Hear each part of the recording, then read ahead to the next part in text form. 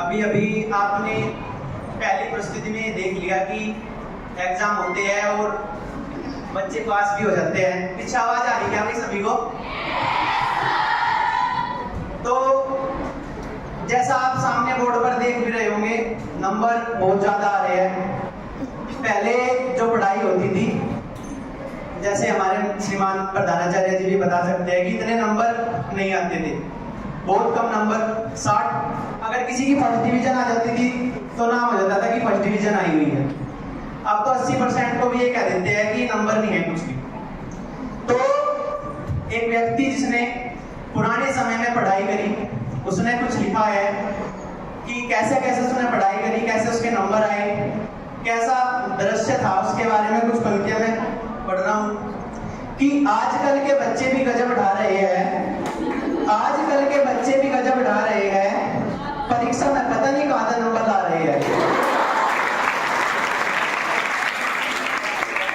आजकल के बच्चे भी गजब ढा रहे हैं, परीक्षा में पता नहीं कहां से नंबर ला रहे हैं। हम तो 7-8 भाई थे, हम तो 7-8 भाई थे, पढ़ाई में खूब दिल लगाया करते, तब जाकर सबके नंबर मिला के 60-70% आए। हौसले इतने बुलंद, हौसले इतने बुलंद कि कभी उदास नहीं हुए। अरे एक साल में 2 से ज्यादा भाई पास नहीं हुए।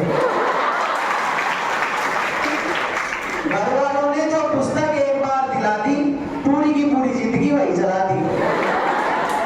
छोटा भाई कहीं कहीं ट्यूशन पढ़ा, पूरा जोर लगा दिया पर अगली क्लास में नहीं चढ़ा।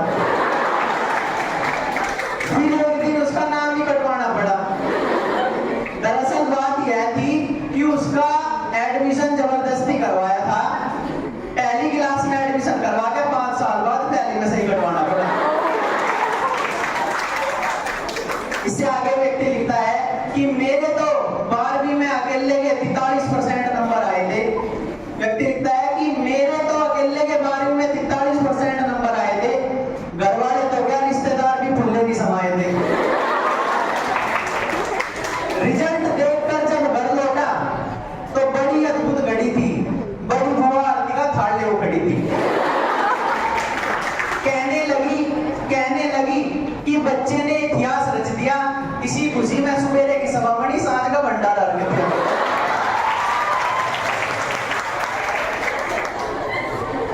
पिताजी ने पूरे घर में सफेदी करा दी, मार्कशीट शीशे में जड़ाकर दीवार पे टंगा दी। यूं कहो बधाई वालों के तांते लग गए और पिताजी तो धन्यवाद धन्यवाद कहते कहते थक गए।